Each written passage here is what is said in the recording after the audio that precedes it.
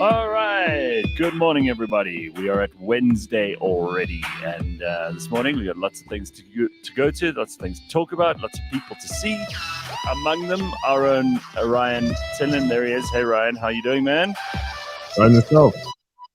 Good. Excellent. And also joining us this morning, and backed by popular demand, is Suhayl Essa, qualified medical doctor, the funny bone, who actually believes, and I think he's right, that laughter is the best medicine. He began, just in case you don't remember him from last time, a stand-up comedy about 6 years ago. Is that right? Somewhere around there, Suhayl? Somewhere around there, yeah. There we go. And he also, in his spare time, he saves lives, like a real doctor does. So good to have you back, man. Happy to be here. All right, so you two, here we are on a brand new, beautiful day. I woke up this morning and it was so nice and light outside. I actually thought I'd overslept.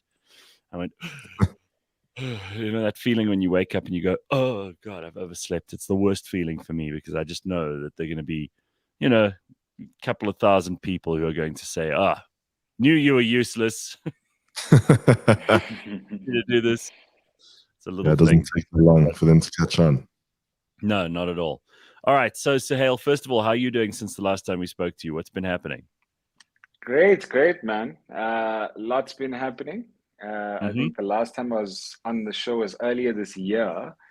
Right. Since then, I've pretty much toured the country.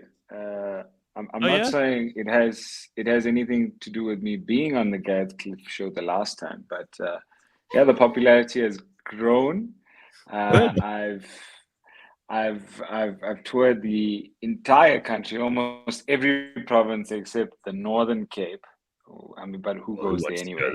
Yeah. I agree. I've even done a show in Botswana, in Gaborone. So it's been great. It's been great. I'm happy to hear it, man. That's good. That's good news all around. And we won't take all the credit, but we'll take at least half of the credit. Since you've toured the only because of presence on this show. So that's what we're going to claim, whether you like it or not. All right. And Ryan is back also after popular demand. You also got into any fights lately with celebrities on Twitter? I didn't get into fights with any celebrities on Twitter, but I did get roasted this weekend over a certain page called Elon Jet. I don't know if you've heard of it. No, what is it? So there's this account called Jack Sweeney. And basically what he's done is he's created a bunch of bot accounts, they're automated accounts that track the jets of high profile individuals. So Elon's jets, Trump's jets, all of those kind of profile people. And so I put a comment on Twitter earlier this weekend and I said, I don't think this is the greatest idea to have this kind of information available on a public town square like Twitter. And if anything should happen, because this guy refuses to take this thing down. Elon offered him $50,000 to take it down. He said no. And so I just said, you should be held responsible. That I get roasted by the public. They're all it's public information and we deserve this information.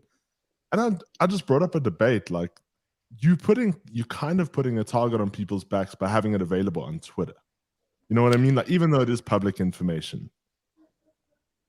You know how much information? I mean, this is something I talked to someone about just last week. Someone who's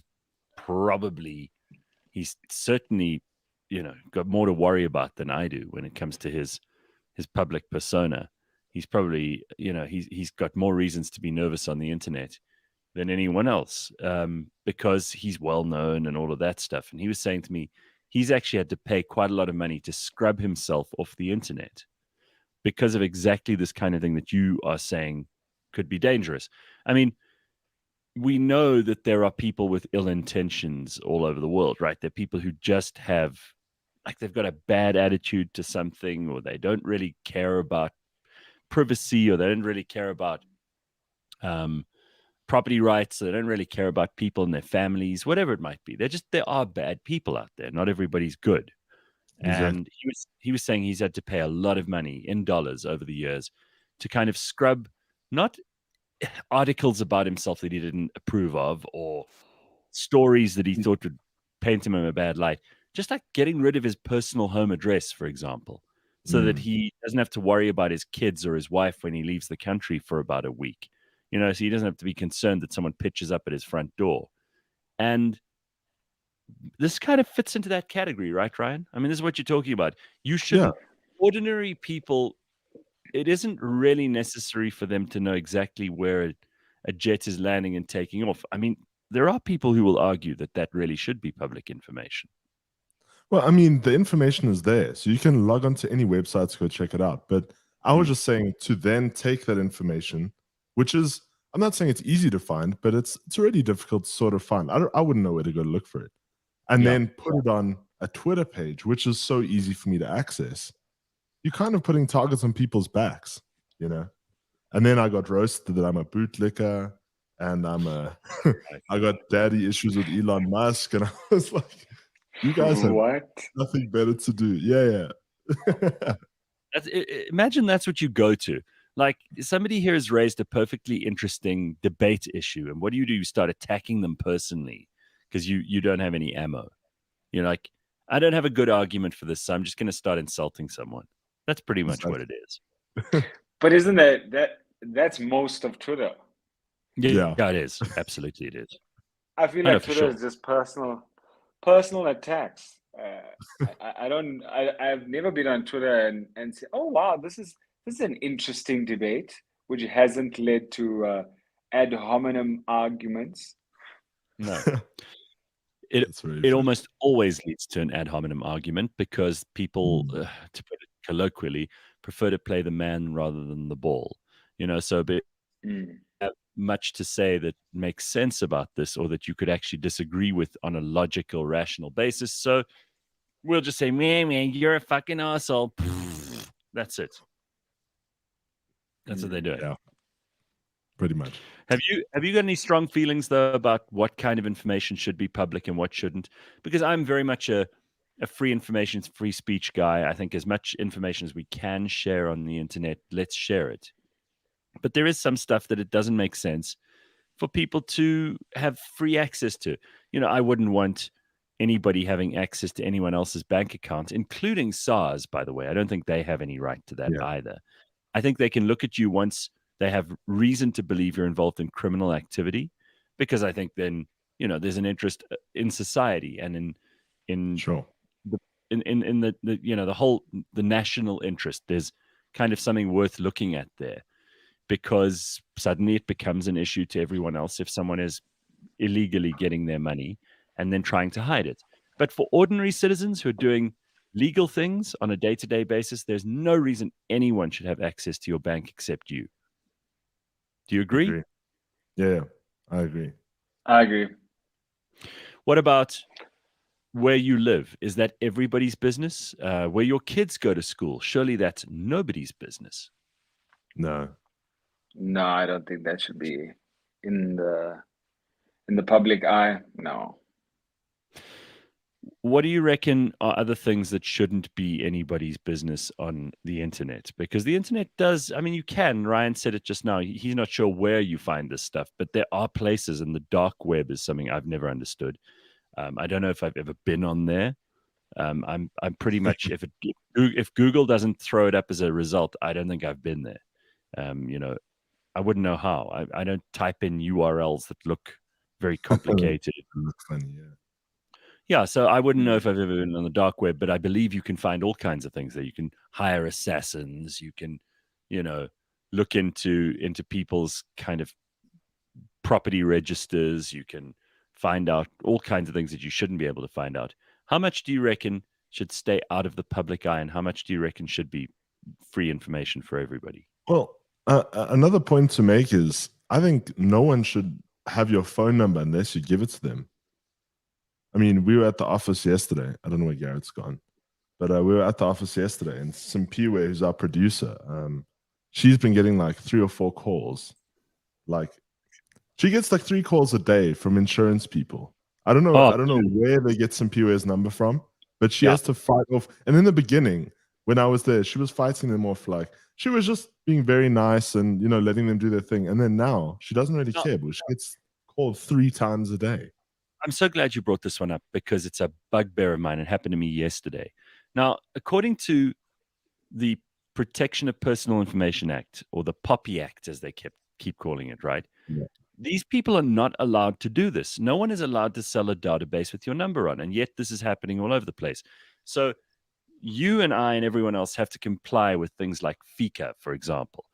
We have to make sure that we, update our residential address, and we fill in all kinds of information every time we do a big financial transaction, because it's supposed to protect us, right? It's supposed to be us complying with the act so that other people will comply with the act.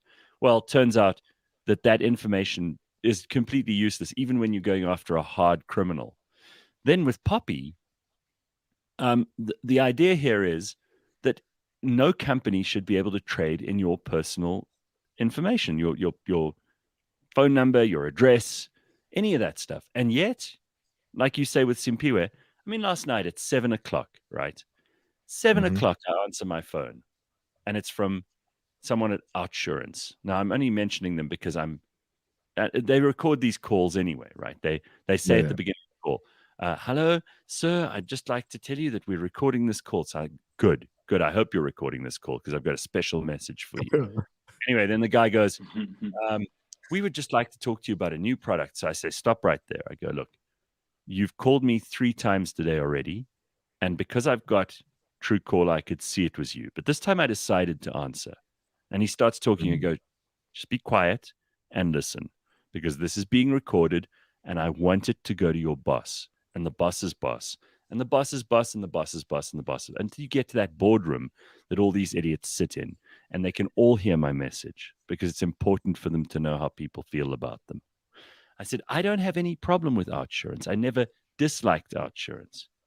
But after getting this call 3 times today, and after seeing your horrible TV ads, I would like you to know that I might have once been a customer of yours, because I knew your brand and I knew what you guys did, because you explained, your out bonuses and all of that stuff. But now, every time I see your ad on TV and every time I see your number come up on my phone without me asking you to call with me, which means you're breaking the POPI Act. Yeah. I want you to know now I have started to hate your brand. That's all. And 7 p.m.? Are you kidding me?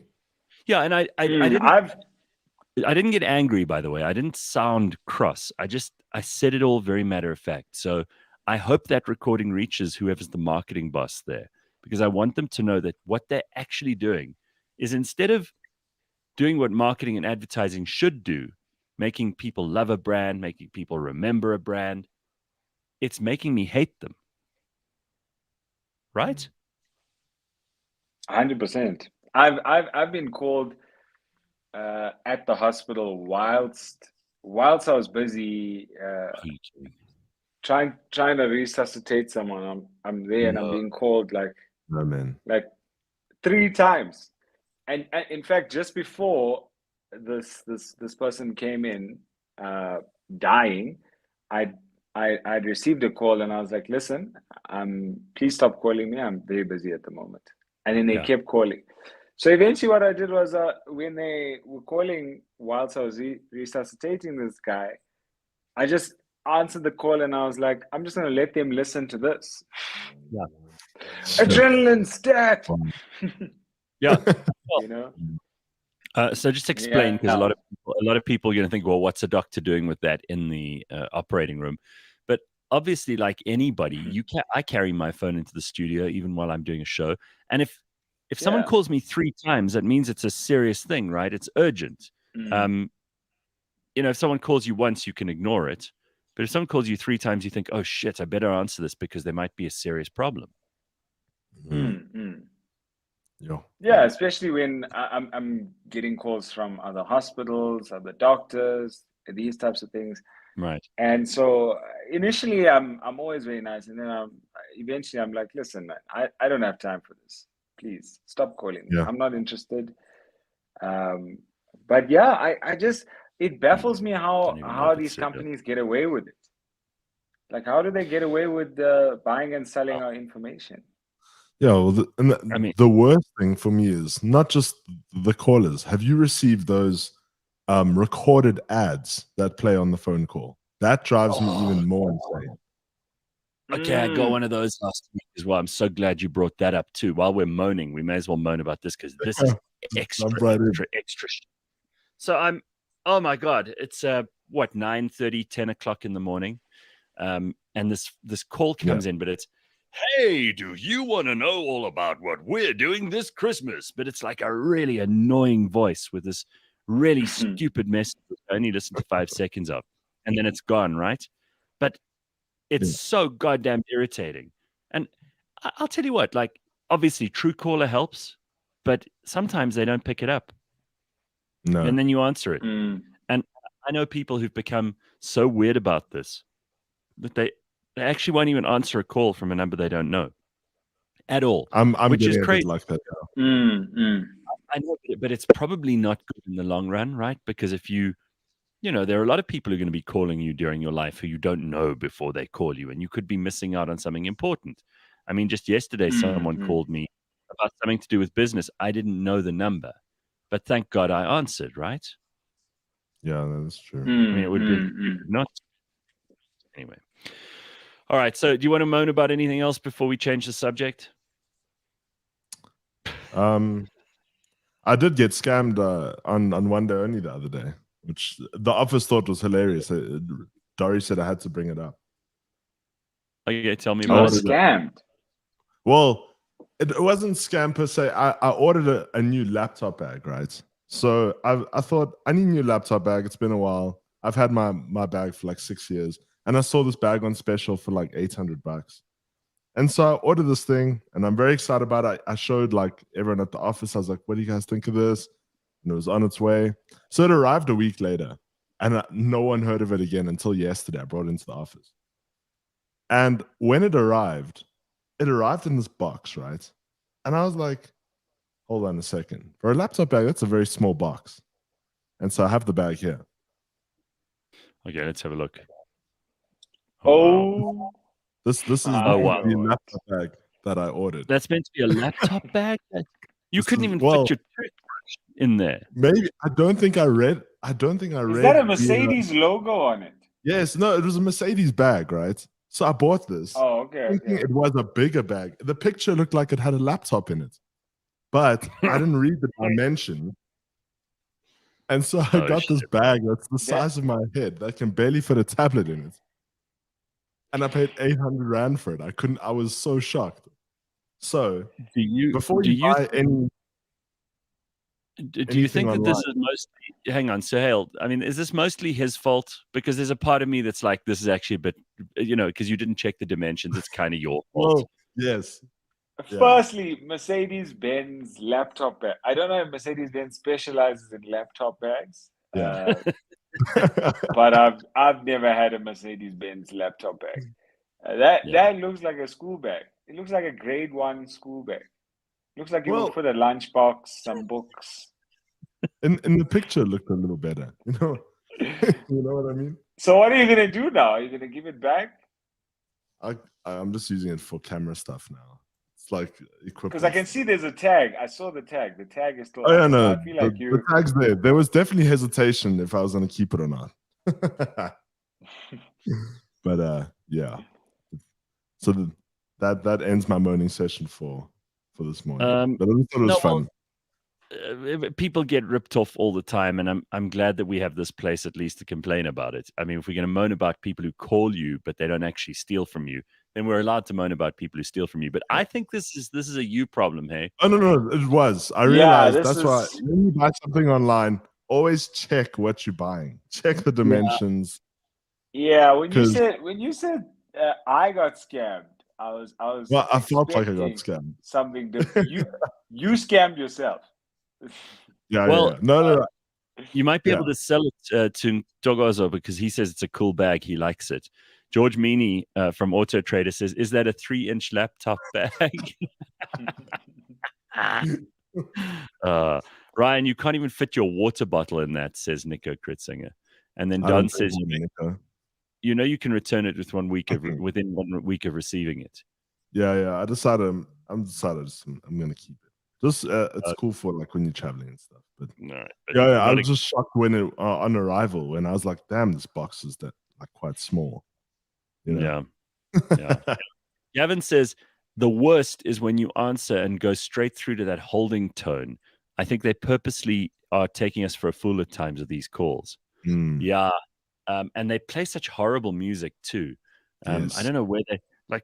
Is there a central place where people get like really shitty on hold music, and then they specially choose the worst song they can so that you won't hold on? Is that the plan? Oh yes, it's the worst. It's the worst. And they play like sometimes when they play like classical music, they play like Mozart, but it sounds like it's being played off a 3310. Yeah.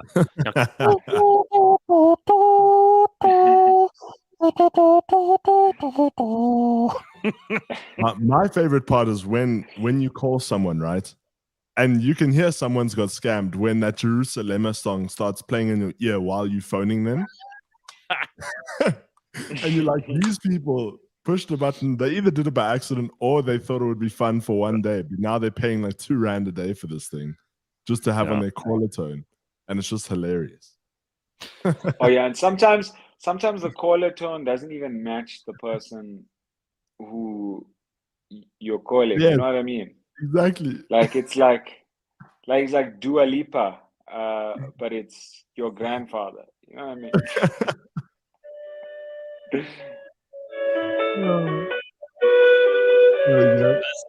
They always playing seem it to now? play whenever I'm on hold. It's always this goddamn song, which I can't stand.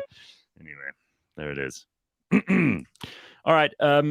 Tracy says some of the holding tunes are so bad that they make you miss Telkom's panpipes. Well, I think that was Telkom's panpipes I just played now, but yeah, that's great. Imagine the anxiety of ordering a Russian bride. Oh, wow. That's such a good point. I often think about products, and I mean, we've all been disappointed by something you've ordered online. But imagine ordering a bride, and then she arrives all the way from the Ukraine or Russia, and she's not what you paid for. I mean, that's difficult to return, right? What are you going to do with that? I wonder how it even works. Yeah, no, that really is the worst. It really is the worst when you order a Russian bride and it ends up being Jessica from Boxburg. How does it even work? I know you guys are unlikely to know. I certainly don't. Yeah. How does it work with a Russian bride? Do you get to see her first? Do you have to fly to Russia to meet her? Where does the deal conclude? I mean, that's one of those things supposedly that happens on the dark web, right? What? Like you can actually order a human? Well, supposedly that's where the slave trade happens. The modern slave trade is all happening on the dark web and through very old networks of people speaking person to person. So it would make sense that that's also where. How do they get the person directly from Russia to you, to your home, like a take-a-lot delivery? So essentially, it is the reason it's a gray area is because it's prostitution, right? I mean, it's and prostitution is illegal in most countries, so you can't exactly open up a website that is selling people or selling sex. So what you have to do is you have to probably disguise it as something else. And I'm not sure how that works, but I suppose it would be like you'd have to get on a plane and fly somewhere, meet the girl, and then maybe do the transaction with her or with whoever the middleman is. And I mean, who actually gets paid here? Because this, as you said, is a human being. It's not like this is someone who, is busy. She's working in a factory one day, and the next day she's like got the ring on her finger, and she's on her way to South Africa to be married off. So this is not like online dating / prostitution. This is I can go online. There's a catalog. I can click the bride that I specifically want, and it gets delivered to my doorstep. Right, something like that. Lindy, by the way, says, leave Boxburg alone. No, never. Why would I do that? Oh, shit. I just remembered we mustn't talk about this stuff because this propaganda says Google is listening. You'll have bride adverts coming your way in 2 hours. That's true. Just because we've spoken about this, watch, guys. Watch your phones in the next 2 days. It's all going to start. Do you happening. believe that, Gareth? Do you believe that your phone is listening to you? It happened the other day. We were talking about something that I've never been to, like baby stores, and I'm even like nervous now to talk about this because I promise you, within not even hours, I'd say even minutes of doing the show, then suddenly I'm getting served these ads about prams and nappies and stuff that I've never bought before and that I've never shown an interest in. What? Mm-hmm. Yeah, no, I don't know if that's true. Do you It really happened. believe? I'm telling you, it's So happening. you never typed a message. You never. Nothing. You Why would never I type just- a message? It's I've a never good experiment. Literally take your phone and talk into it, and then just see in a couple hours if something pops up. It's crazy. Watch. Sorry. Let's try something that you've never been interested in buying before. Like, let's say I definitely, I'm going to hold up my phone here just so I definitely do not want to buy a soccer net for my garden. Okay, let's see what happens. A soccer net. Wait, you have to post that on your Instagram story if it pops up later. I promise you I will. Yeah, now we all have to see. All right, Yeah, Suhayl, you do one. You ask for something you've Okay, never asked you've never thought about before. I've never thought of wanting a Russian bride. A Russian bride Hold on. has never been on my radar.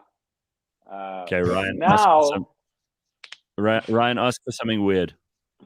Remote control airplanes. You know, like RC. remote control. Yeah. Well, come like, on, a drone could pop up. That's well, not yeah, I something- suppose. Should I just say drones then? I don't really search for drones. Let's see. I'm going to say drones. We'll say drones. All right, let's go with that.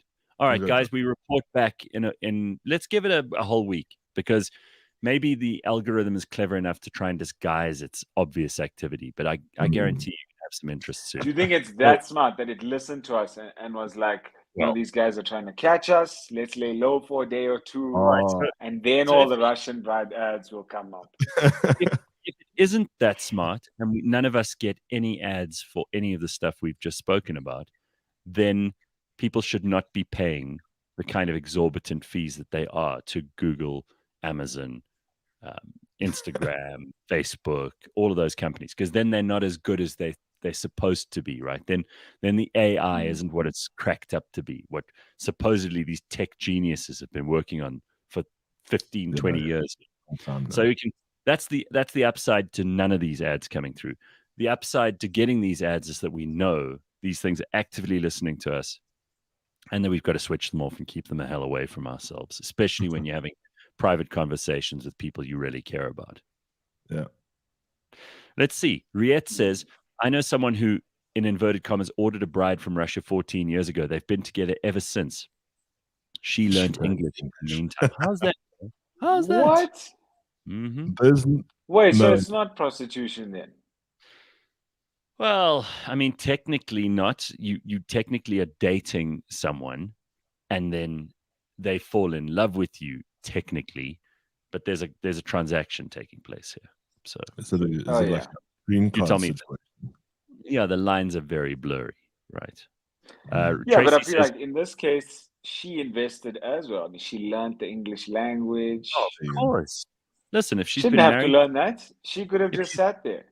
yeah, if she's been married to this guy for 14 years, though, then she probably wanted to really get out of Russia and find someone and settle down. I mean, maybe she had the purest of intentions, and so did he. Oh man, one of my friends' dads, about 20 years ago, he got divorced from this friend's mom. Then he mysteriously met this Russian woman, and they got married, and they moved in together, and obviously from there on they even had a kid together. Now they're divorced as well, but I mean for what, 20, maybe 15 to 16 of those 20 years they were happily married. So it happens. Sure. Wow. It's not, how's that so different if you take out the like online element and the idea that this woman is she was actually looking for a husband actively in a country outside of her own. How's that different from like arranged marriages, which we know happen all over the world? Takes place in many places. It sounds to a lot of ears like it's very archaic, but we know it happens. Tracy says one of the best. I'm Indian. I trust me. I know it happens. Right, of course. It still happens. It happens actually in SA. In fact, in my community, because I'm Muslim, there's something. Well, colloquially, it's referred to as a Samoosa run. People call it a Samoosa run. So, like, let's say you're a Muslim guy and you're quite conservative, so you don't want to necessarily mingle with women before you get married. What you would do is you tell your parents, like, hey, I'm ready to get married now. And they say, cool, we'll line up a few interviews, basically, which is what it's like. Right. And so you go over to the family's home. You meet the mom, you meet the dad, meet the whole family, and then you get a chance to chat and meet a person that you potentially want to get married to. And it's called a Samoosa run because generally they serve samosas at this Samoosa run. And I mean, as the term goes, if you like the samosas, there's a chance you may like the samosa. So that's how it goes. And in the Jewish community, the same thing happens. You have what they call a shidduch, and sometimes it's just informal, like friends and family. Like, oh, you got to meet this girl if you're like a religious Jewish guy, or even if you're not that religious, it's a community thing more than that. And then they will, there's some aunt or some person who's like trying the whole time to get you married to someone, and it happens. And very frequently, these are very long-lasting marriages, and sometimes very successful. Sometimes more successful than those of us who believe in, like you've got to be in love to get married. So it's a controversial thing. A lot of people don't want to admit this, but you can love someone even in the beginning. If you don't, you can grow to love someone. And sometimes if you have values in common, that's more powerful than just being attracted to somebody, for example, right? Tracy's also referring to this, which is interesting. On CakeNet, there's a show called Rus for a Boer. It's a reality dating and survivor type show. It was so bad, managed one episode on recommendation, should still be on Showmax if you want an shame giggle. Yeah, I heard there was a show like that. I think we spoke about Rus for a Boer. Yeah. I only know Boers. What is that? That translates to rest for a Russian, because it's a capital R. So a Russian. Oh, wow. Right. How's this different, by the way, from so many of the European aristocracy who actually, they keep like books of titles and families. These are genealogies. There's a book called Burke's Peerage, for example, in the UK, which lists all the entitled and noble families of Britain, and has done for, 300 years. You can still buy that book now. And don't tell me that the reason for that is because people like looking up family history. It may be part of it. But the other reason people have those books is because if you are in the aristocracy, you want to marry someone else who's in the aristocracy. Sure. And you can go and have a look at the family trees of all these families, find someone just by name. They don't have photos or anything. And then occasionally try to figure out where they might be partying, or where they might be at a weekend away with some other person, or you get to know their parents or their brother or whoever, and then ultimately it leads to marriage. How's that any different to an arranged Muslim marriage, or to an online dating thing, or a Russian bride?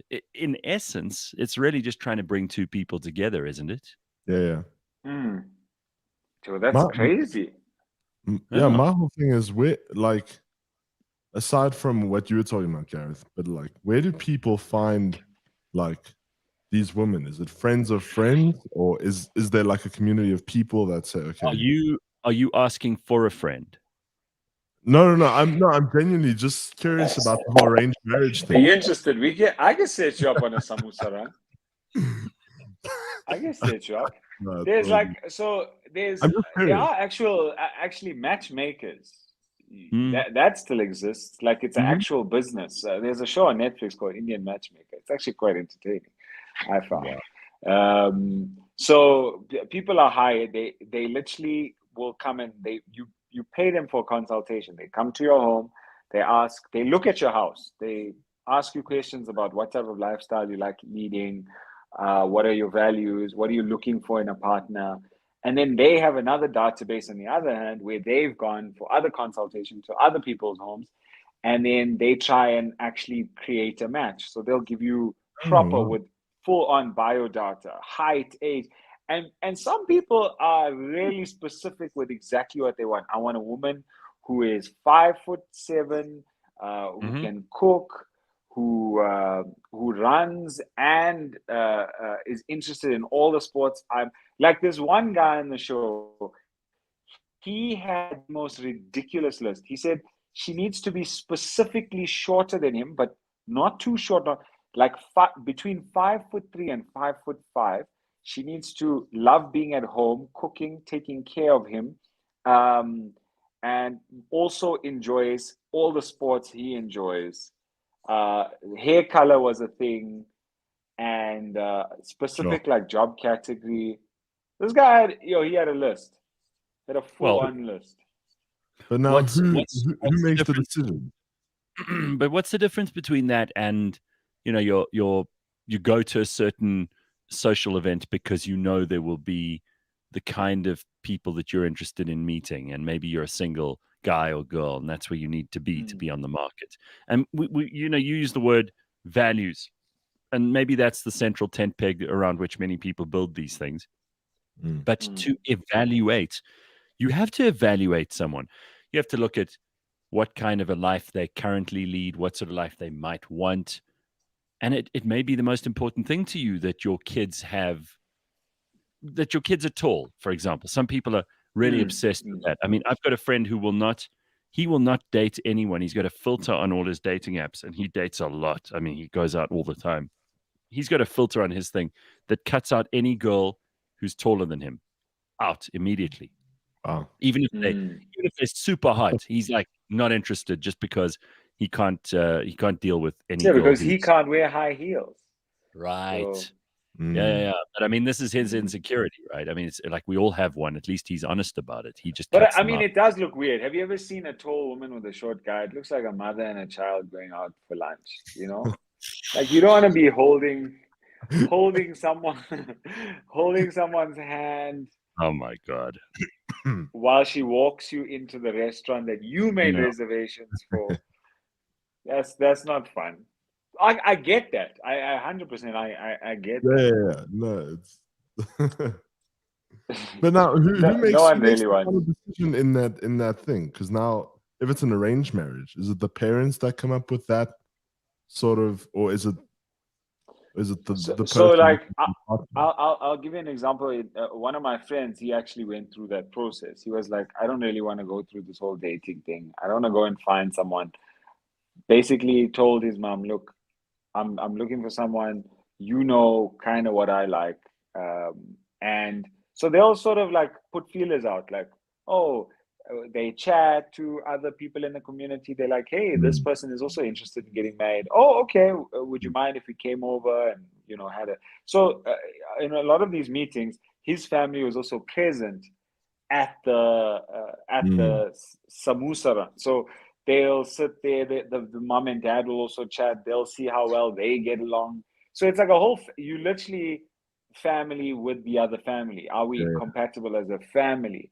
And Right. if you think that putting a filter on being tall on one of your dating apps is crazy, you should hear some of the questions people ask in these interviews. One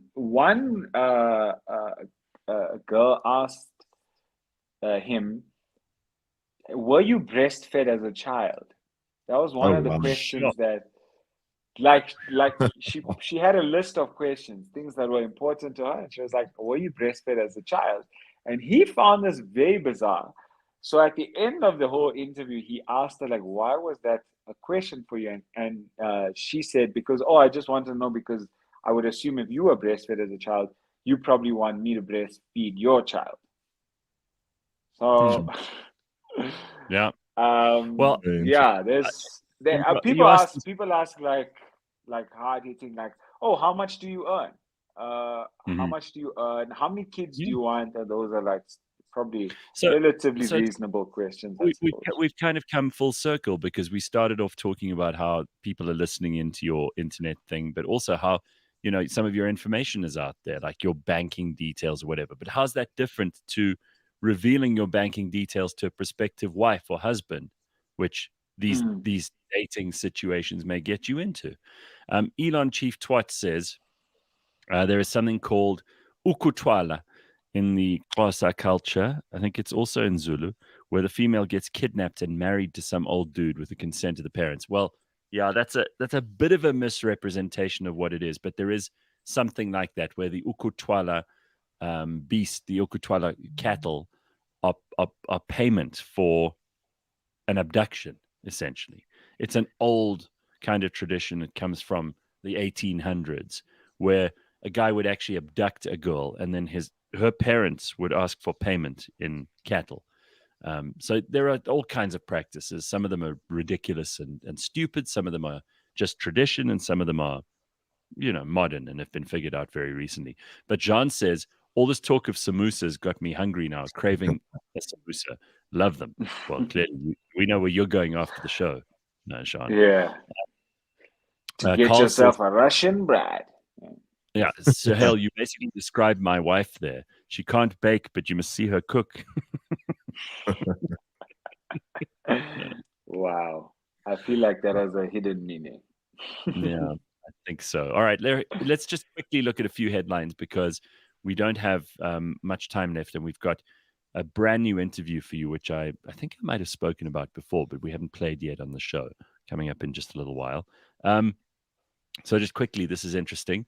The gut and the brain are linked, and that link may be more than the gut simply sending a message to the brain after a meal to signal satisfaction. You would be able to talk about this as well, Suhayl, but what if the gut was a brain of sorts? What if your mental health potentially depended on your gut health? Could the gut be the next frontier of major advances in neuroscience? Well, you can find out more in this week's edition of Beyond Business, which is brought to you in proud association with Adcock Ingram OTC, the sponsors of Brave. Listen wherever you get your podcasts. Gut health is very, very important, right? No. Most certainly. I think I genuinely feel better when I eat better, and I think it's different for everyone. Everyone has different dietary requirements and specifications that work best for their body. And when you find out what's best for you, I think not only will you be physically healthy, but mentally more sharp and astute as well.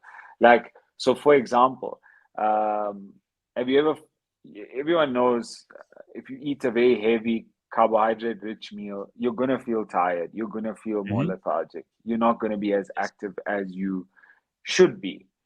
And that's a problem. So yeah, I think it definitely is linked. To what extent? I'm not sure. Maybe you have more info. I don't, but of course, we've got Professor Christopher Paul Szabo, who's on Beyond Madness, and he'll be doing that today. The new episode goes live today, so you can listen to that just a little bit later. Make sure you don't miss it. All right. By the way, while we're talking about gut health, this is hilarious, but we have, a lot of people who say, oh, you guys talk such a lot of shit on the show. But on Friday, we actually have a proper professor of gastroenterology on the show to answer all of our pressing questions about shit. Yes, about poop. Don't hold it in. Send us your questions to contact@cliffcentral.com so we can make sure that your knowledge isn't cuck. There's a lot of puns and really crappy entendre in that. But send us your question. We've got an actual poop doctor on Friday. So if you've got any questions, no, seriously, people have lots of questions about this. It's an important part of our lives. So if you have questions about what's happening with your rear end, as opposed to what you put in, what do you get out, then let us know. Contact at cliffcentral.com. We want to hear from you. We can put your questions to the doctor. Or a voice note. Yeah. Into the Or voice note thing. Even better, if you send us a voice note asking Send us a about voice note. about stool samples and what to look for. We want to hear all about that. One other headline that is worth paying attention to this morning: Senzo Myiwa's family has said that Chico Twala met with them over the weekend. So there's some interesting developments there. That's from EWN this morning, just in case you are following this. We mentioned it yesterday in the headlines. But Twala is the father of Longwe, who was among those present when the Bafana Bafana captain was killed. The family of Senzo Myiwa has confirmed that Chico Twala met with them this past weekend. Myiwa was, of course, killed at Kelly Khumalo's house in October 2014. 5 men are being tried for the crime. Longwe's name keeps popping up in the Myiwa trial, not just as one of the witnesses who were present, but also as a potential murderer. So Longwe's father had a meeting with the Myiwas on Saturday at their Umlazi home in Durban. When asked about what was discussed, they refused to divulge the details. Eyewitness News also reached out to the Myiwa family in Umlazi. They too refused to speak to the media about any of this. So interesting stuff happening.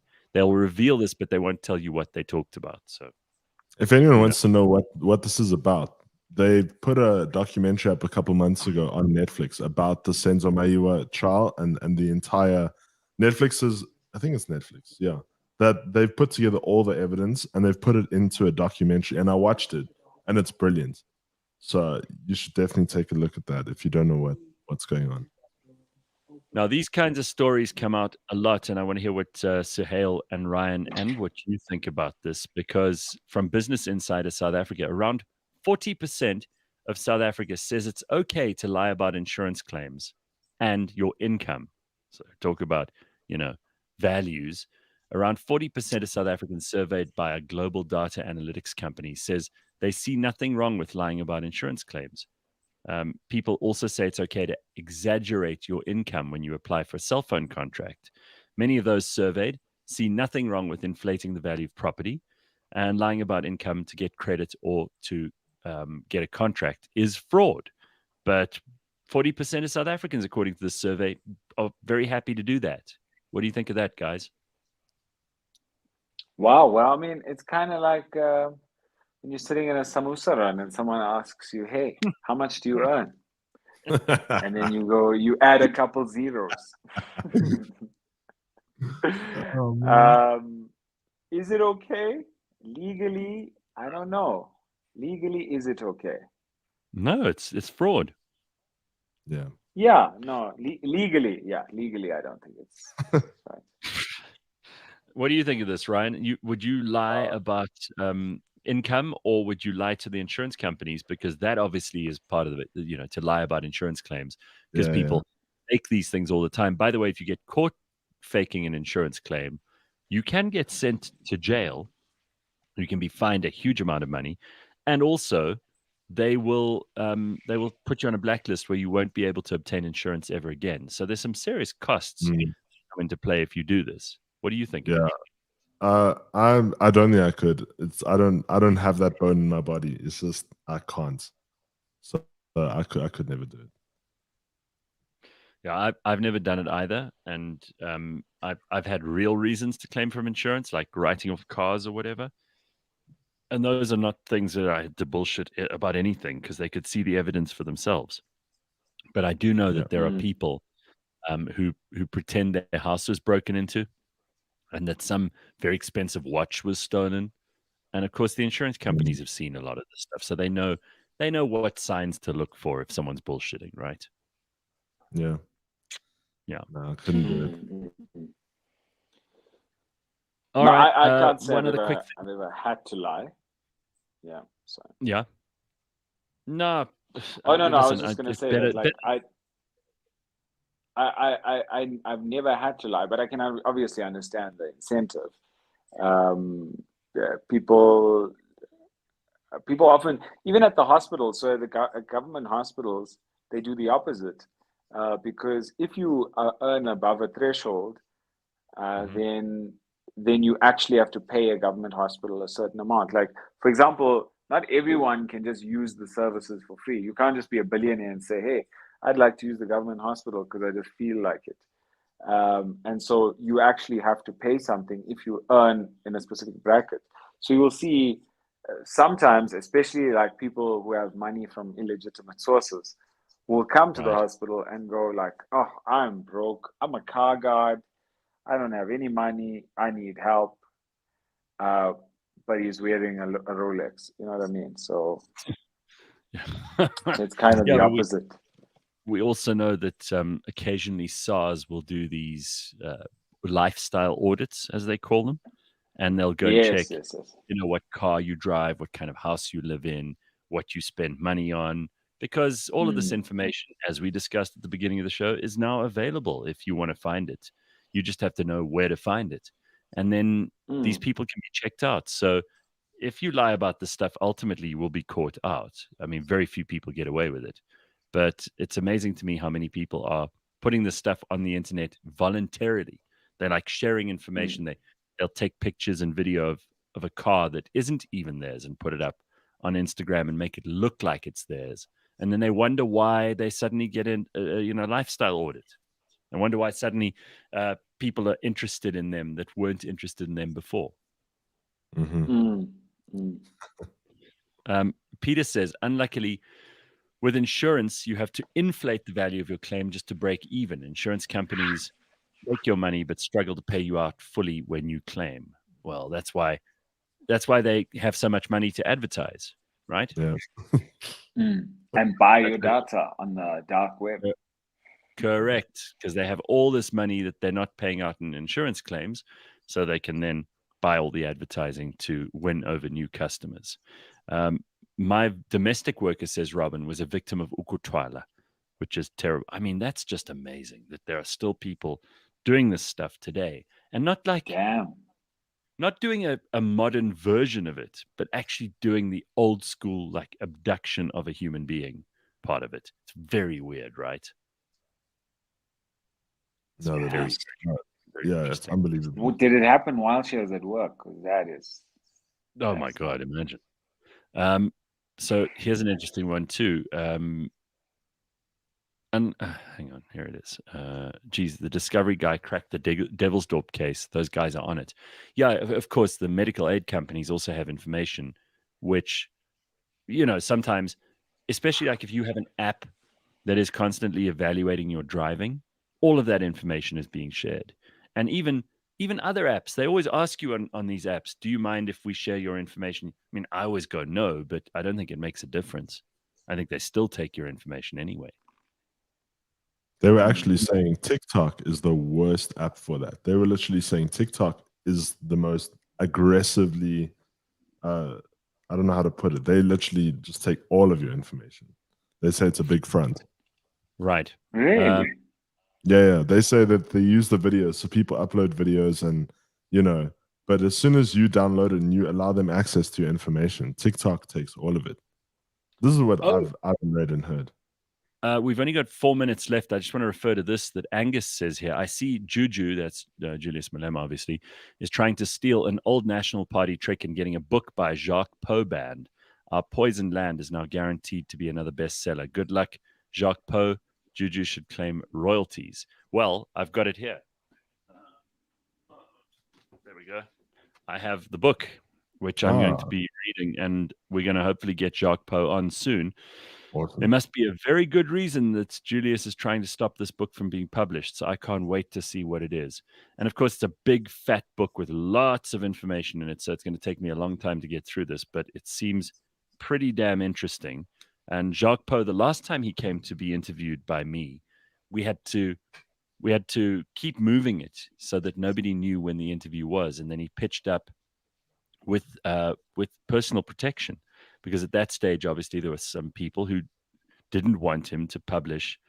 I think it was The President's Keepers was the book that we were talking about. And he's going to come back with this one, Our Poisoned Land, Living in the Shadows of Zuma's Keepers.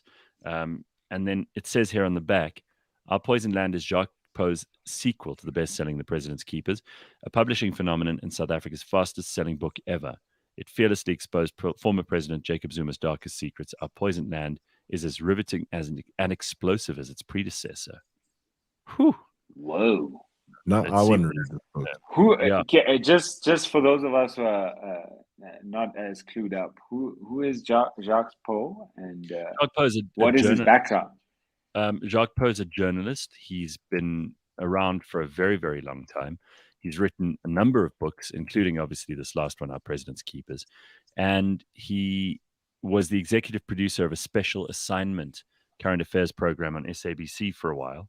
He's also a founding member of the anti-apartheid Afrikaans newspaper, the Vrye Weekblad, and has made some political enemies, let's put it that way, because he's gone ahead and exposed all kinds of things that were done, first of all, by the apartheid government and now by the new government. And clearly in this book, he's also revealing some secrets that Julius doesn't want revealed. Sure. So we will see. Sure. But that's a good one. And thanks for bringing it up, Angus. We'll be sure to let you know once we confirm that interview with Jacques. It'll be damn interesting. Sanela says, instead of thinking about how great my body is going to look when I go for my run today, I'll be thinking about samosas. You see what you've done here, Suhayl? Have I gotten everyone interested now? No, I think that's all Well, everybody can. she's actually going for Samoosa runs. Apparently they're taking your data because of an English mistake. They asked do you mind sharing your data? And you said no. Where you should say, yes, I do mind. That's interesting. If they ask it that way. A trick. There Shucks, I didn't realize that. Very annoying. All right. Well, I'm afraid that's all we got time for this hour. When we come back, I will tell you about an interview that we've got specially for you that I did just a short while ago about a really interesting book, and we'll come to that. But Suhayl, thanks for being part of the show this morning, and enjoy the rest of your day. Save some lives for us, will you? Thank you, Gareth. Thank you. I really appreciate it. Thank you for having me on the show. Always good. And Ryan, we will see you. You're on the show tomorrow with us, so we'll obviously be involved there. But thank you very much to Ryan and to Suhayl, and most especially to you for hanging around for the first hour. We've got more to come, so don't go anywhere. Stick around. I'll tell you more in the next 5 minutes. This week on the Auto Trader Podcast. First things first, you are Ben Pullen, correct? I am. Last time we checked. Yes, and you're currently still the chairman and founder of Smart Mobility, correct? I am, yeah. There's been a few changes actually since I came into the ghost town office back in the pandemic. It was just the three of us. Yeah. So I guess the main thing is that the portfolio of events that I had built was basically taken on by Vilka Group, which has been a great opportunity for us to basically build on what we had already built. Catch us every Monday at 9 a.m. on YouTube and on autotrader.co.za.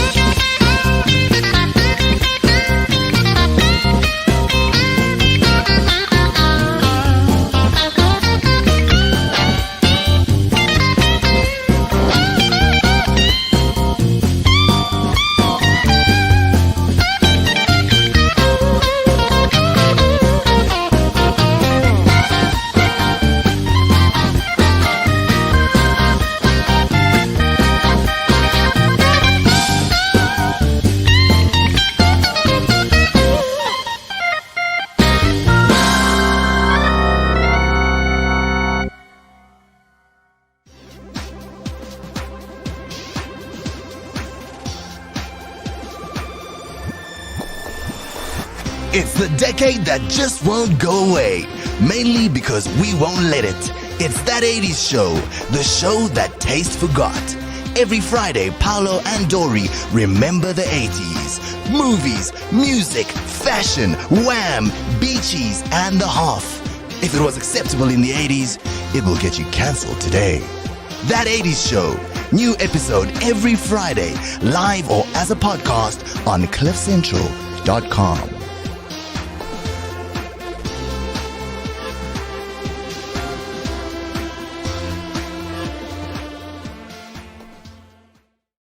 Right. Well, we've got a call for the questions that you might have for the poop doctor on Friday. Don't forget that if you've got any questions about, what happens to your food right at the end of its journey.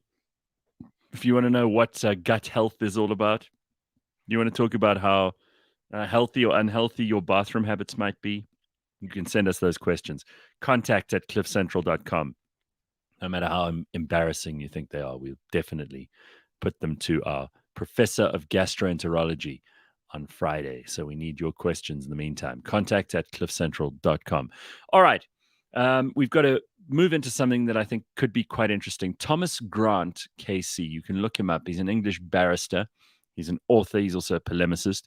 His latest book is a book about famous South African Sir Sydney Kentridge, who lives in London and has managed to carve out and fashion for himself an extraordinary legal career. And Thomas Grant is also a very impressive barrister in his own right.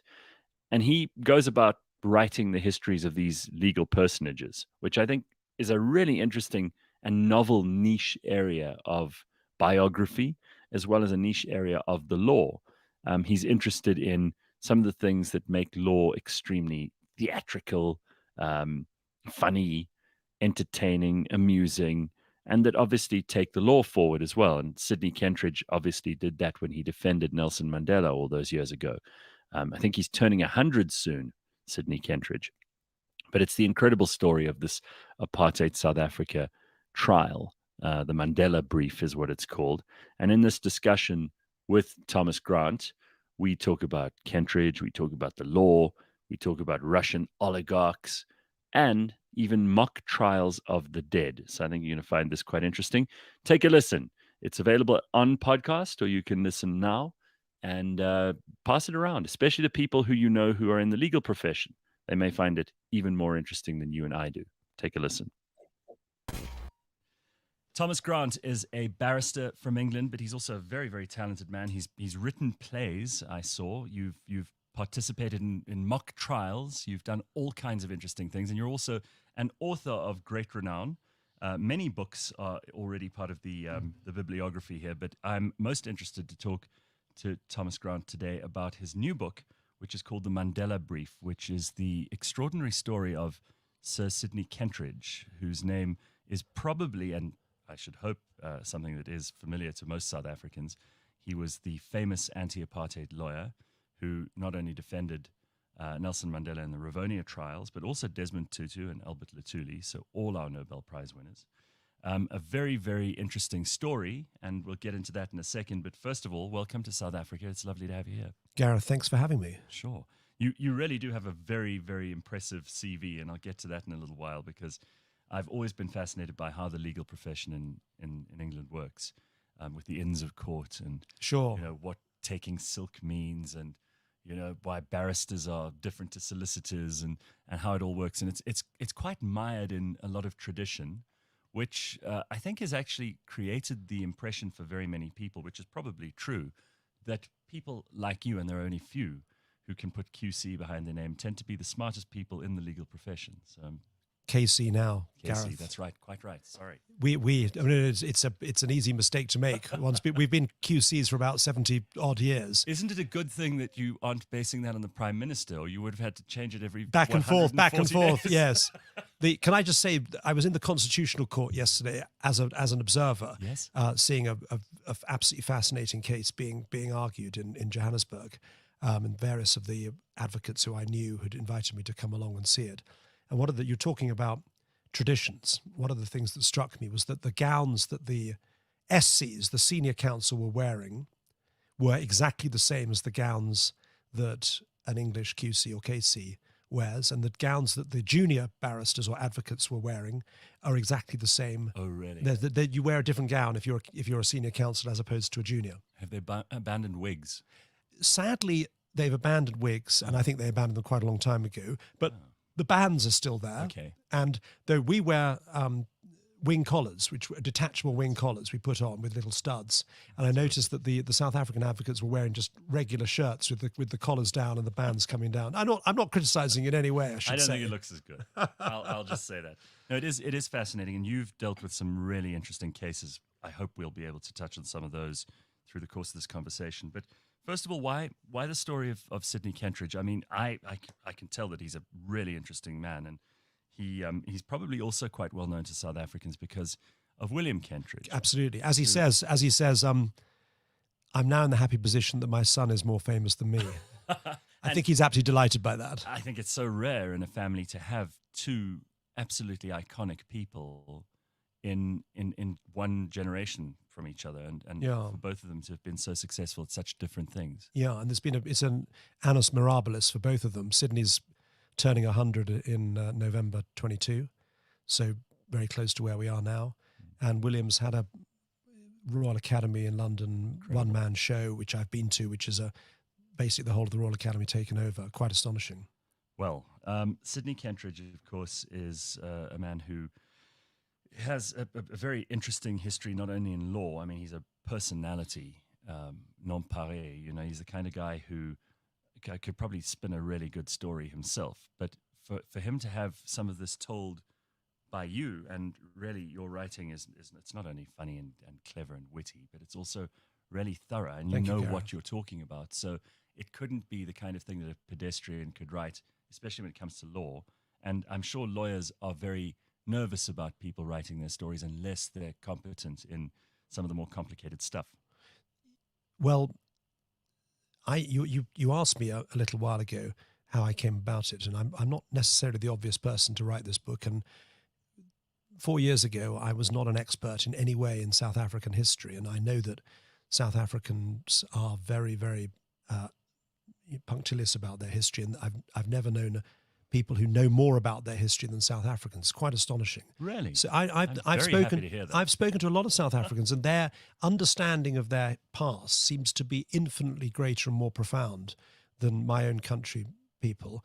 I'm so glad to hear that. Well, no, it's true. It's true, Gareth, and it meant that taking on the task, one had to be tread very carefully, because you were treading onto, important terrain. And I wasn't, as I say, the natural choice. I immediately say it, having been an English lawyer and having spent most of my life, or all of my life, in England. I just happened to have written a book a few years ago about another centenarian advocate, in an English advocate called Jeremy Hutchinson.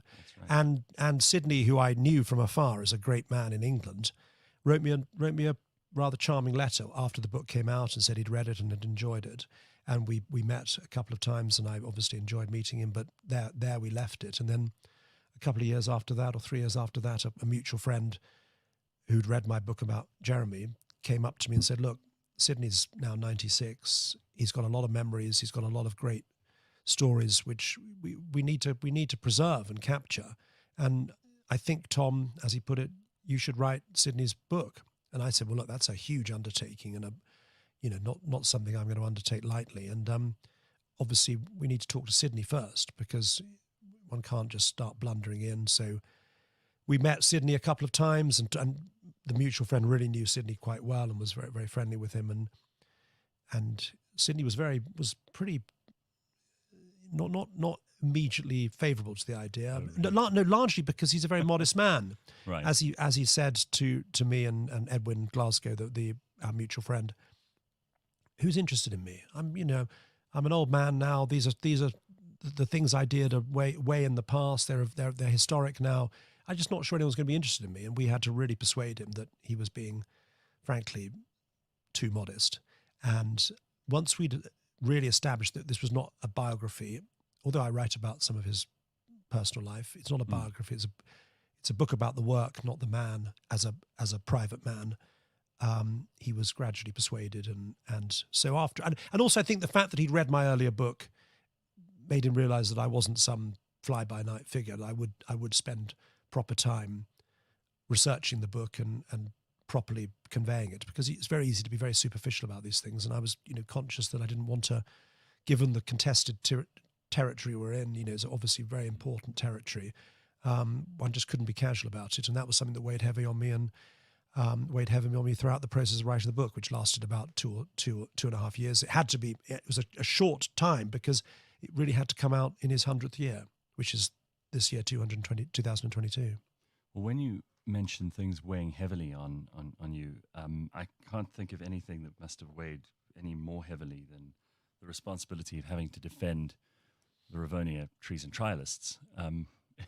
You know, these are people who are all in South Africa, hallowed figures now. Yeah. At the time, though, he took an enormous risk in representing them, and it was a very difficult thing to argue. The stakes were extremely high, and we might not have had our first democratically elected president had he not argued the way that he did, not only in respect of the actual trial, but also in the sentencing, the mitigation of sentence, which would have been death.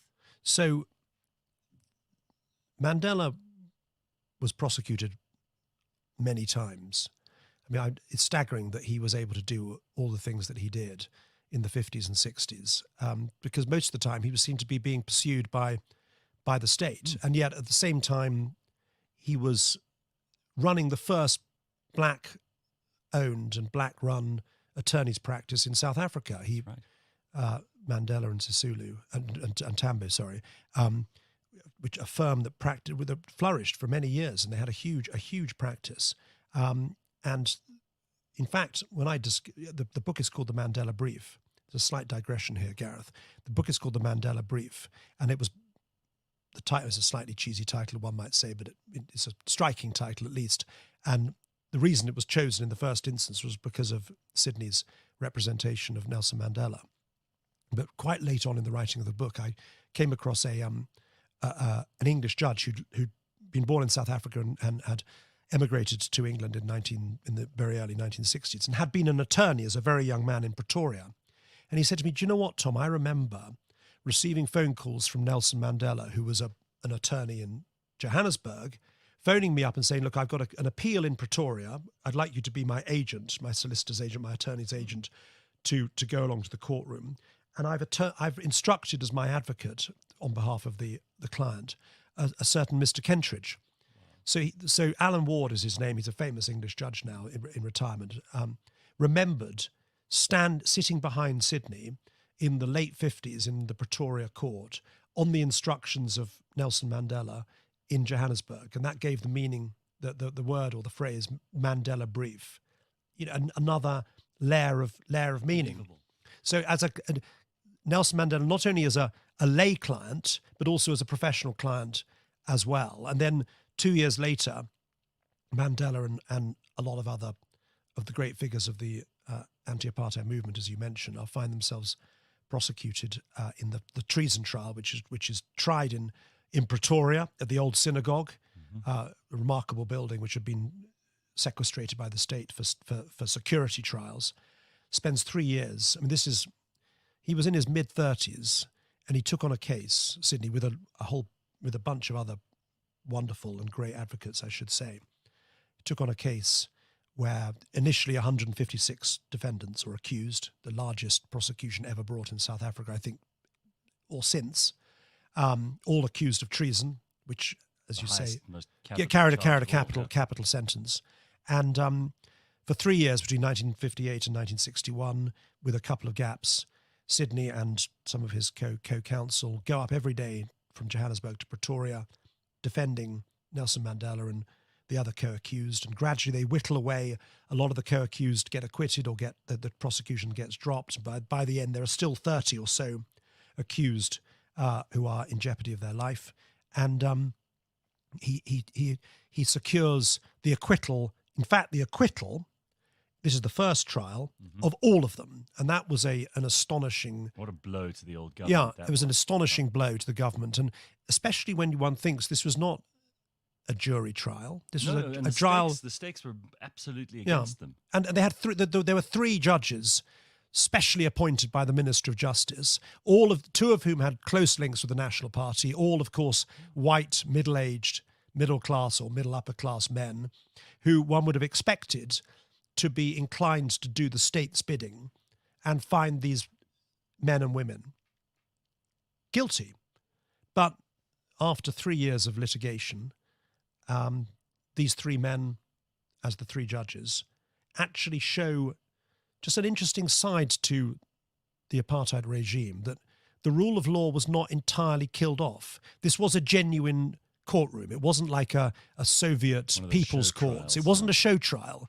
And Sydney is very keen to emphasize this, that although the rule of law wasn't flourishing in South Africa at that time, nonetheless, it was worthwhile being an advocate. You weren't just conniving in a corrupt sham process. And of course, if you were a defense lawyer in Nazi Germany, you were a mere conniver in a sham process. It was not a sham process, and hence the fact that Nelson Mandela and his co-accused were acquitted. This is in the first trial in 1961, showed that. You mentioned the Rivonia trial.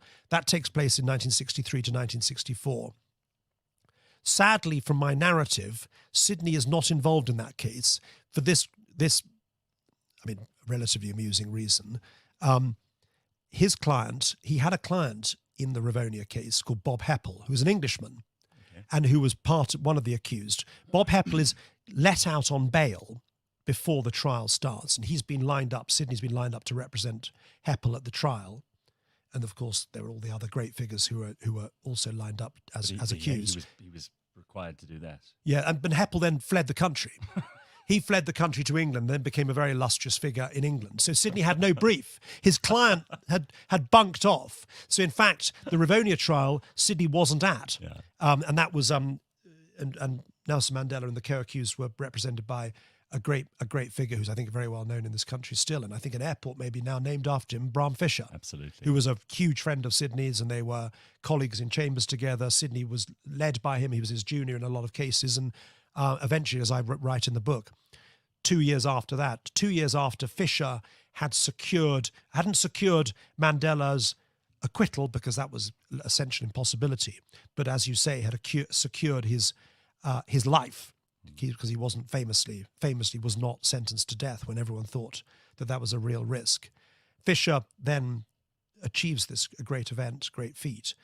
Then he himself is prosecuted, Fischer, under the Suppression of Communism Act. And it's fair to say Fischer was not only the leader of the South African bar at that time. Sydney at this time is a young man. Yeah.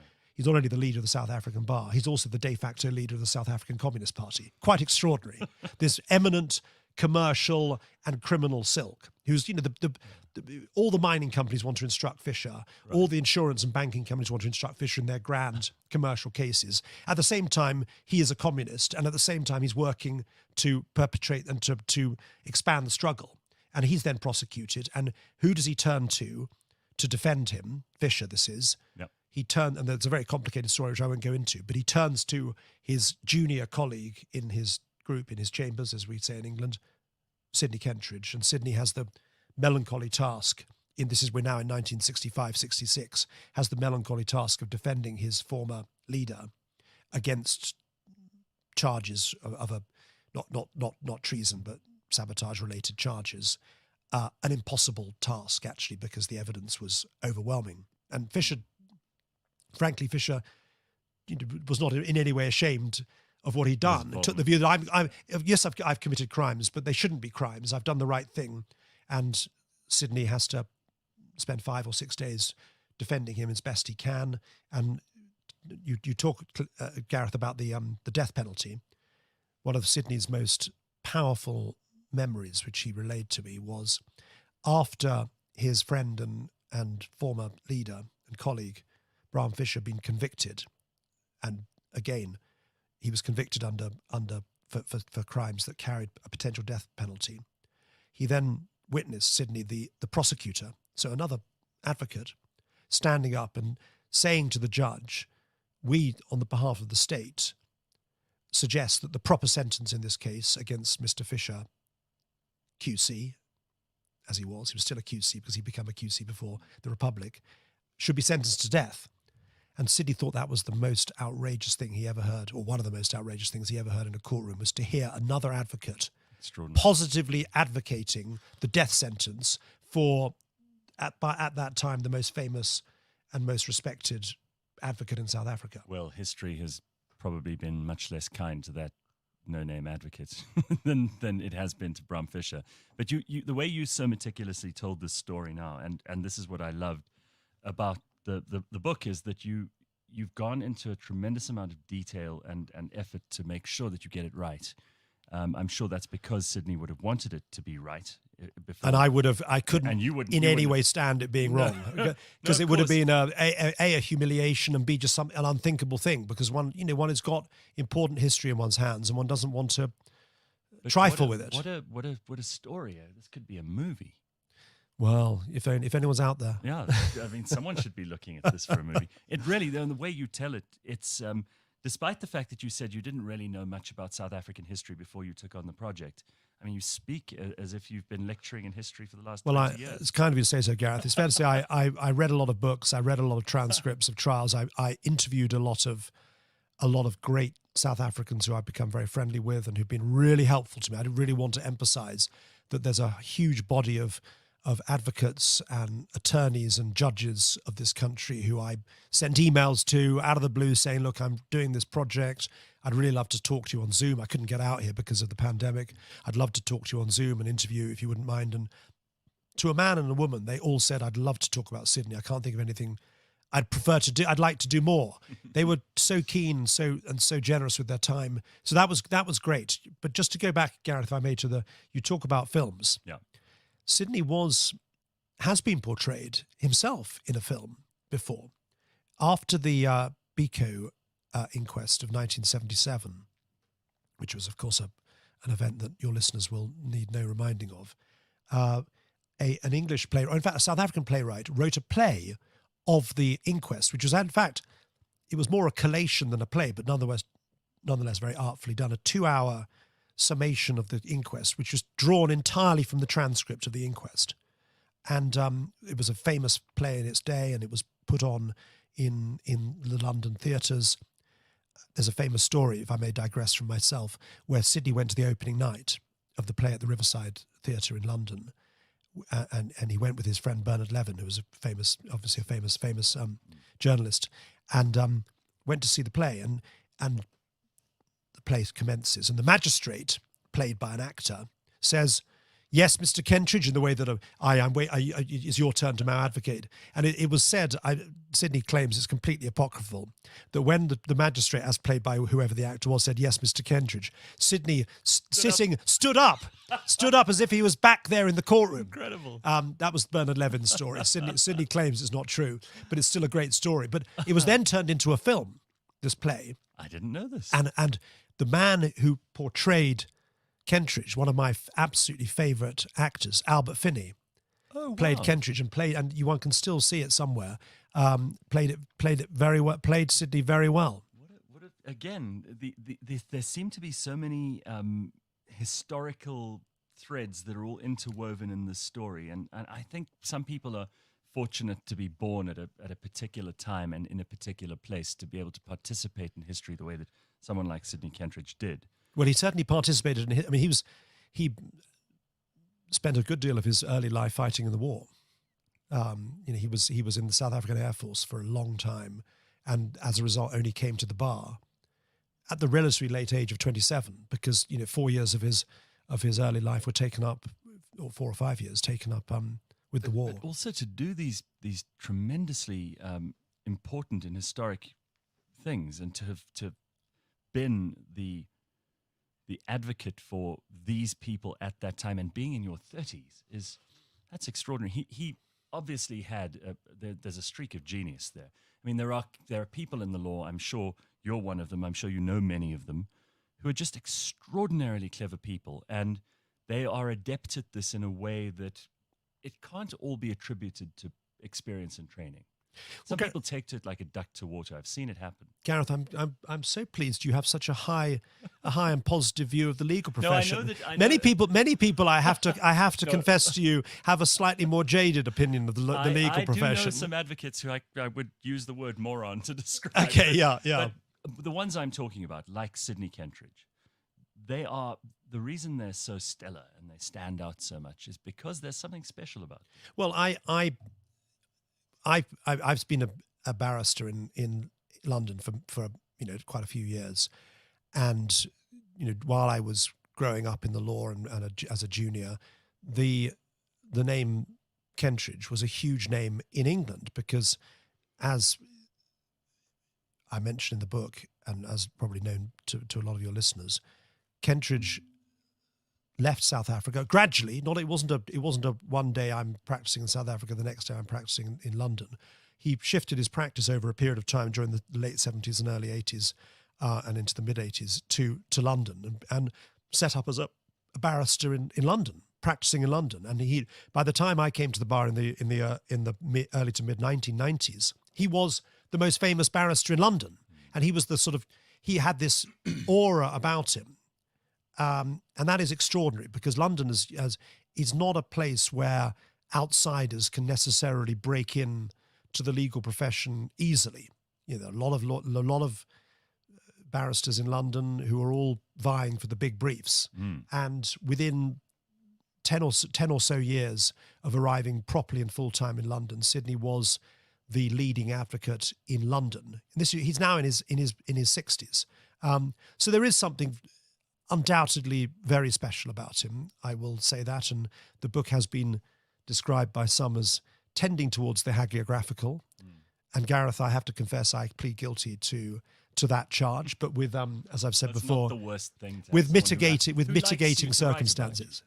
Well, I didn't want to write. It's not a biography. Yeah, it's not an objective that, biography. yeah. It is a celebration of a great figure. But more than that, I hope it's a celebration of the power of advocacy and how advocacy can actually change things for the better. And it's also, it's not just about Sydney Kentridge. It's about, I write about the trials at great length, and I try and put them into their historical context. So it's not just Sydney's greatest hits. You seem to be especially interested in making sure that we don't lose these great stories in the law. And yes, and that's and true. With these, how did that happen for you? Because you've got an illustrious career in law yourself. How much time do you actually have to write these books? Because it seems to me that you're a fairly busy man, and you've written plays, and. Yes, that's kind of you you're say. Prolific. So. You're busy. Yeah, well, I am quite busy. That's fair to say. I'm quite busy, and my wife has a few things to say about that. As do my long-suffering children. Yeah, I like to say yes to things. I like to pack things in, and it helps Gareth not watching television, as I keep telling people. It's an annoying thing to say, but if I was asked what are your favorite box sets, I would have no answer to that. And I always see the interviews in the newspapers where the person said, "What's your what box set are you watching at the moment?" And I would have no Would answer. you at least be able to do Desert Island Discs? Sydney was on Desert Island Discs. Sydney. I listened to all of them. It's a very charming. It's a lovely. It's very rare that a lawyer is on Desert Island Discs because, as you can imagine, lawyers are not necessarily thought of as the most interesting people to have on as interviewees. But Sydney was on Desert Island Discs. I think he was on his 90th birthday, and it's a lovely 45 minutes. It's available on the internet, and I should say he was 90, which was the same year that he finally retired from the bar.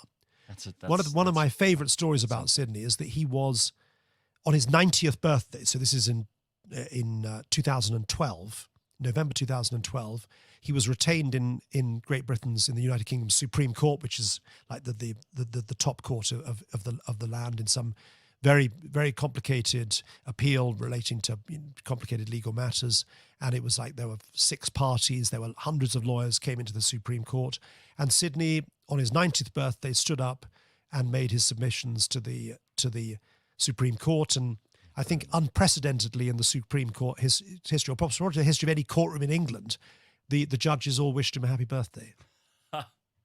Wow. And as you say, 100, and lucid and together, and some people start falling apart in their 60s, and yes, and he's still all there. He's absolutely all there. He is. I've only got to know him. I only became friends with him, if I can say that. I hope I can say that, when he was 96, really. So our friendship is one of his later friendships, perhaps. And but I spent an awful lot of time interviewing him about his memories and going through a lot of his cases and trying to capture those memories. it's fair to say a lot of those interviews were at quite an arm's length because we were in the middle of COVID. COVID, of course. One of my horrors was turning up to interview him, sitting relatively close to him and giving him COVID. I mean, that was there was a lot of complications involved because this was being written in 2020 and 2021. But he's had a very short retirement because he, as I say, only retired in 10 years ago. But I think he's really had a good retirement, and he still goes to Glyndebourne a lot. He travelled to South Africa until, I think his last visit to South Africa was in 2019. So, he was coming here until the age of 97, and then he would have carried on coming, but then the dreaded pandemic intervened, and that, of course, put paid to any further visits. And he's celebrating, as I say, he's got a party lined up for his 100th birthday, which I'm very honoured to have been invited to. That's terrific. You've done some very interesting cases yourself, and I'm sure that you're also one of those people who doesn't like to talk about yourself. You'd prefer if I just stuck to the book, but I can't let that happen. It's not often that I get someone of your experience in the studio to talk about things that I'm also interested in.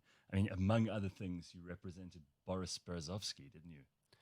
One of your clients. I did. List of interesting clients. I did represent Boris Berezovsky. He was.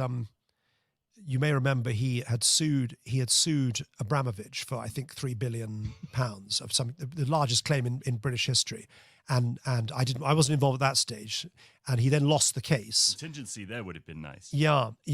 Well, he lost the case, but he had apparently promised all sorts of people cuts of the winnings, and then obviously there were no winnings because he sadly lost the case, and then people turned on him and people sued him, and I was brought in to represent Boris on some of these claims that were then brought against him when he had his back to the wall, and a poor chap was his whole life was spent talking to lawyers. And then we had a great signal victory in 2000, I think it was early 2013. And then 3 months later he died. And we had all this litigation which we were doing, and then 3 months later he died, and of course his death remains mysterious. I mean, some people are very clear that he did not kill himself, he did not take his own life, and that he was murdered. I have no special insights into that, but it was I met him a few times. He was an utterly charming figure, albeit you just felt this guy is ground down by. I mean, who wants to spend their whole life talking to lawyers day in, day out? And sadly, he was having to do that. The other person I'm very interested in hearing about is Lord Sumption. Yes. Who I've seen quite a lot on TV, and I don't watch much TV either. But when COVID hit, that was kind of one of the things we felt we had to do. So we knew what was going on, knew what the rules were, because they kept changing them every day. And I saw Lord Sumption on TV making a very strident, and I thought extraordinarily well thought through argument against the lockdowns and the draconian measures that have been taken, not only in England, but all over the world. And I think I didn't know who he was before that. Obviously, he's not someone who would be familiar to South Africans, but I looked into his history, and he's an extraordinary man. I'll spend a little time on Jonathan Sumption, because there is a Kentridge connection. Oh? Well, the big one, actually, which is that when Sydney arrived at the English bar, he joined a chambers which is a very famous and still remains a very famous and grand chambers called Brick Court Chambers. It was called One Brick Court then. And Sumption was in those chambers. And Sydney and Jonathan Sumption did a lot of cases against each other. In fact, at one point, they were the two kings of the English bar, you might say. And they were very good friends, but also doing cases against each other. And when I had a launch of this book in London, I diffidently wrote to Jonathan Sumption saying, "Would you mind giving a talk, a little speech at the book launch?" Which Sydney, of course, attended, and we had a lot of people came to the book launch, as you might imagine, because Sydney knows a lot of people. He's a very well known figure in England, and Jonathan Sumption very kindly said, "Yes, I'll do that," and came along and gave a absolutely superb speech about Sydney. And Jonathan Sumption is a man who is not known for being effusive about the qualities of others, because he is often said to be the most intelligent man in England, and I think with some reason he is. He became the leading advocate really after Sydney sort of gradually wound down, and he spoke with such warmth about Sydney. It was a very moving event. And just to say a few more words about Sumption, because he's become he was at the bar. He was also a historian, and he's written a 5-volume account of the 100 Years' War, which is one of the most learned undertakings. This is not pop history. This is history with thousands of footnotes. I mean, he's a medieval historian to begin with. He then became the leading advocate at the English bar. He then became a Supreme Court judge without becoming a High Court judge. He leapfrogged straight from the bar to the top court in England, and developed a very substantial jurisprudence as a judge then, and then stepped down from being a Supreme Court judge. He then gave what is known as the Wreath Lectures, which is a famous set of lectures that the BBC runs, and has become a public intellectual. So he's lived many different lives, Sumption, and he's now, as you say, in the last 2 years, he's become a public intellectual. He's also become a polemicist, and he's, as you say, he's appeared on a lot of TV shows. Yeah. He's appeared on a lot of radio shows. He has written a lot of articles in the English and possibly the foreign press. And he's got a very particular view on a lot of subjects. And he took a very firm view on lockdown. And whether you agree with it or not, it was as you say, it was a very, it wasn't a ranting view in any way. No. It was a very carefully thought out, incredibly analyzed view. And I think a lot of people think that he may have had a rather important point. Absolutely. That little window that I got into this man who you've just told us even more about, and now I'm more fascinated still. Just seeing how he argued these things was a masterclass in how to convince people that they're wrong and that you're right. So just like Sydney, Sumption doesn't only speak or advocate in sentences, he speaks in paragraphs. If you listen to him being interviewed, as then there are lots of interviews on the internet with Sumption, he never fumbles for words. He speaks as if he was reading a book or writing a book. He has an incredible capacity for clear thought. And I think that's why one of the reasons why Sydney and Jonathan were and remain such good friends. They themselves did a podcast. Would you believe it? Amazing. Sydney's first and only podcast he did about 8 months ago, and they came together in conversation, and I think it's available on YouTube right. to talk about the old days. Homework. You're giving me so much homework here. Can I ask you about this overlap between art, performing art in the form of plays and law? Because actually, when you think about it, what goes on in a courtroom is very often a bit of a performance. It obviously has to be grounded in fact and good argument and sensible and meticulous information and detail. But there is a lot of it that is about performance. A very beautiful voice helps, yeah. And Sydney has a beautiful voice. He's got a lovely South African accent, but quite a soft South African accent. The ability to know when to change register is vital. One of the things that Jonathan Sumption said about Sydney was one of the great aspects of his advocacy is whenever he started a sentence, the court never knew how it would end. You could often, with an advocate, you can predict exactly what they're going to say because there's a sort of formulaic quality to it. I mean, in terms of the performative qualities of the Kentridgean advocacy style, and he was well known as one of the great, if not the greatest advocate of the century, and that's certainly my proposition. Of course, there are others who would vie for that, but he was calm and precise, but then he would dispute this as being actoral or theatrical, but there's then the modulated flash of anger or the modulated flash of irony, and if you get it right, then it can be devastatingly effective in court.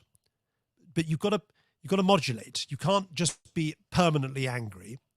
If you're permanently angry and cross, as some advocates are, then you lose your court completely. If you are precise and careful and then allow yourself moments of anger, irony, or wit, then you are much more effective. And Sydney was the master of that. And that, I mean, it's performative. Whether it's theatrical or not, I couldn't say, but it certainly is performative. and if there is a distinction to be drawn there between the two. And you sound as if you're a master at this too. I would, Gareth. What I mean, do I say to that? Well, I don't know. I haven't seen. But I do like. I mean, I value the art of advocacy. I mean, I don't classify myself as some master of it, but I do think it's important. There is art to it. Yeah, that's absolutely indisputable. A lot of commercial and chancery barristers, and which is what I broadly speaking am in England, are suspicious of advocacy as a concept. I think it's fair to say, and that they think too much performativeness is a bit fly or whatever. I think it's fair to say I fall into the more performative, the more flamboyant side of things, and I like a bit of flamboyance has its place. I don't know if this is true about you, but this is something I read and I thought was absolutely fantastic. Apparently, you appeared in a a Queen Boudica mock trial. I did, and you said that you posed you were obviously appearing on her behalf. I was leading counsel for the defence. I should make it very, very clear. She'd been charged with terrorism. She was charged with terrorism.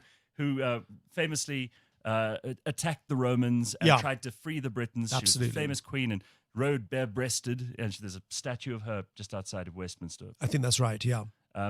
You appeared then to defend her, and you used the line, "What have the Romans ever done for us?" Yes, and you did say the aqueduct. There is the aqueduct, as the Monty Python line goes, of course. It was a slight look. I plead guilty to. I allowed. It was a charity. There's a wonderful charity in England called Classics for All, which wants to expand the learning of the classics. And one of the things they do is hold mock trials in the Supreme Court of the United Kingdom, which is in London, just opposite Parliament. And they have trials of Alexander the Great or Socrates. And every year they do it. And the last year I was asked to lead for the defense of Boudica. And it's a sort of 1 hour thing. And it's meant to be both funny as well as educative. Did you prepare for that like you would for a real trial? Well, I was given that the judge was a Supreme Court judge. You had to. And a lot of the audience were members of the judiciary and very senior silks. Well, I wanted to get it right. It was being filmed. It's on YouTube. I really did not want to fluff it. So I actually prepared for it very, very carefully. I had a very good junior, I should say. And I'm pleased to say that my arguments prevailed, and there was an overwhelming verdict of acquittal from the audience, Gareth. Are they going to make you a judge at some point, do you think? And would you like that job? One doesn't get made a judge in England anymore. One applies to be a judge. Oh, do you? There's the tap on the shoulder. I thought that happened like taking silk. No. And in the old days, one became a judge through the notional or the metaphorical tap on the shoulder. That has been cleared away for very good reasons, because it just perpetuated the old boy network, so to speak. It's now a level playing field. You apply to become a judge, and it's a very long application form. It's a very open and transparent process. I should say, I have no ambitions to become a judge, not for some considerable period of time, at least. And I'm sure I'm an advocate at the current. I see myself as an advocate at the present moment, and also I'm just sort of becoming a judge can be quite constraining in terms of one's extracurricular activities. Oh yeah, and of course then you don't get to choose what sort of things you do. Sometimes you have cases brought before you that are completely uninteresting to you. You are as a judge, you are, especially if you're as a first instance judge, as a judge of the first level, you are doing whatever you're told to do. So there's a certain amount of going back to the starting point. What law do you love if you get a brief, and there must be some that you love far more than others, but which are the ones that you go, can't wait to get my teeth into this, or this is something sexy or exciting about certain stuff and other stuff not, and it varies from barrister to barrister. But what's your favorite stuff to do? Well, doing work. I mean, having work at all. I do not want in any way to be presumptuous. That as they say, the barrister is always terrified that he or she has done their last case. And that's of course, why they have a pocket in the back. Absolutely, you never know. There's that. As a self-employed person, you're always worried. You're always worried about. You're only as good as your last case. Why am I? There are many other people in the sea looking for the same briefs, and why is it going to come to me? So you think we have too many lawyers? I think it would be. I think there are many lawyers. I mean, now and certainly my daughter was telling me that every single person in her year seems to want to become a lawyer.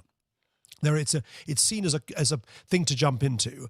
You asked me what are my favorite briefs. I don't do crime. I've got to say it immediately. I do what I describe as chancery commercial work, which is work involving business disputes, company disputes, property disputes. So they're not the most obviously narratively fascinating cases, but from my point of view, they always throw up interesting intellectual challenges and factual challenges. So you can find, this is a very dull answer, but one can find interest in really many different types of case. And to the outside world, the case might be absolutely dull as ditch water, but every case creates a forensic challenge, which is, how am I going to win it? What advice am I going to give to the client? How are we going to get the client out of the particular predicament that they may be in? So there is interest in all cases. I should say that I'm very fond of fraud cases, and I've written a long and very turgid book on the subject, or co-written a long and turgid book on the subject.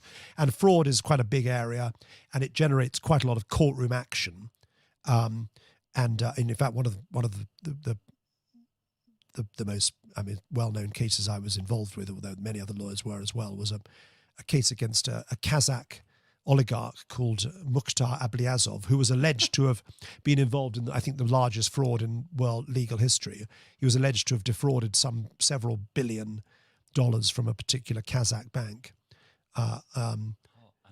I mean, I say it was an allegation only. It's an allegation only. I acted for him, so I'm certainly not going to in any way cast any stones against him. This is a bit James Bondy. Well, the great thing about being an English lawyer, or one of the great things, is that everyone loves to litigate in England, because it's seen to be a country, and rightly so, where you will get absolutely perfect justice, whoever you might be. I mean, not cheap justice, I should say. You know, the English lawyers are relatively expensive, I will immediately say that. But people choose to litigate in England because they think they're going to get a very high quality of return in terms of the service they get, both from the lawyers and, so to speak, from the judges. So, you know, Kazakh banks suing Kazakh former chairman of the Kazakh bank, you find them suing in England. Berezovsky is litigating in England. Abramovich is litigating in England. I mean, it's fair to say that the Russian work has slightly dried up because of the sanctions regime. Yeah. But you know, the Russians love to litigate in England, and English lawyers were more than happy to help out. Absolutely. I mean, I think there are many questions about that, I should say, which probably we can't go into. There are ethical questions surrounding those points, I suspect. I'm so pleased that you managed to take some time to come and talk to us today, and I can't say enough about the importance of Sydney Kentridge and his contribution to our history, but thank you for helping us to tell our story in such an excellent way, and for including South Africa and particularly our legal history, which I think is an area which very few people explore anymore, and putting it really front and center. It's terrific to have you here, and well done on the book. Amazing. Gareth, thank you so much for having me. Thank you.